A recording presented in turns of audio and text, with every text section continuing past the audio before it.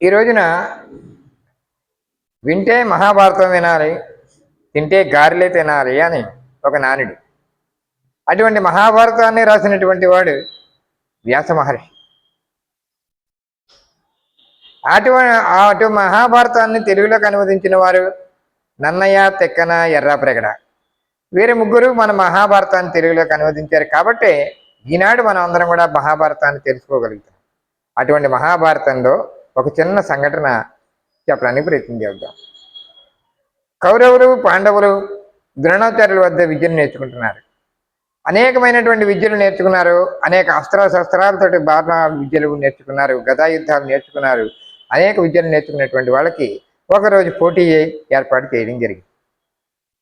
ఆ పోటీలో ధర్మరాజుని కాకేసి అడిగాడు, ఒక పెద్ద చెట్టు ఉంది అక్కడ, ఇందులో నీకేం కనబడుతుంది నాయన అన్నాడు. ఇక్కడ ఒక పెద్ద చెట్టు మాత్రం కనబడుతుందండి నాకు అని చెప్పాడు. అయితే నువ్వు పనికిరావు, వెళ్ళిపో అన్నాడు. అయితే వెంటనే ఆ పక్కన ఉన్నటువంటి భీముడిని కాకేశాడు. భీమసేన నీకేం కనబడుతుంది అని అడిగాడు. వాళ్ళు అన్నారు, గురువు గారు చెట్టు చాలా లావుగా ఉంది, దాని నిండా ఆకులు ఉన్నాయి, నాకు అవకాశం ఇస్తే చెట్టుని మొత్తం లాగేసి వేళతో పీకేస్తానండి అన్నాడు. ఓహో, అయితే నువ్వు పనికిరావు నాయన, కొంచెం పక్కకు ఉండని చెప్పి అన్నాడు. వెంటనే నకులుని కాకేశాడు. నకులుడు కూడా సమాధానం అదేవిధంగా చెప్పాడు. చెట్టు బాగుందండి, చెట్టుతో వర్ణన చేశాడు.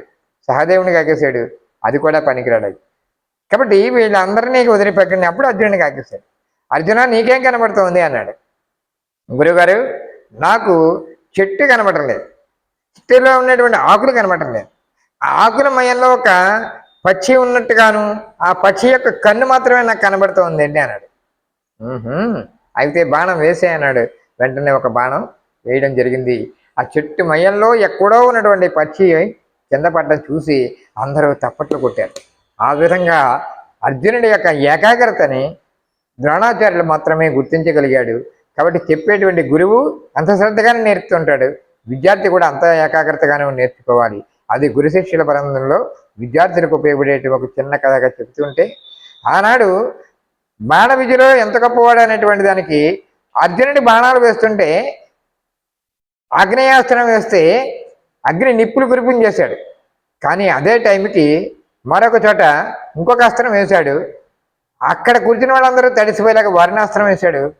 అస్త్రం ద్వారా వానలు కురిపించాడు. ఒక్కొక్క అస్త్రానికి ఒక్కొక్క రకమైనటువంటి అస్త్రం మంత్రం ద్వారా అర్జునుడి యొక్క ప్రతీకను మనం ఈరోజు గొప్పగా చెప్పుకోవడానికి కారణం ఏంటంటే, అర్జునుడికి సవ్యసాచి అంటే అనేక రకాల కుడి చేతితోటి ఎడం చేతితోటి కూడా బాణాలు వేయగలిగినటువంటి ఏకైక వీరుడిగా మన అర్జునుడు మనం చెప్పుకుంటూ ఉంటాం.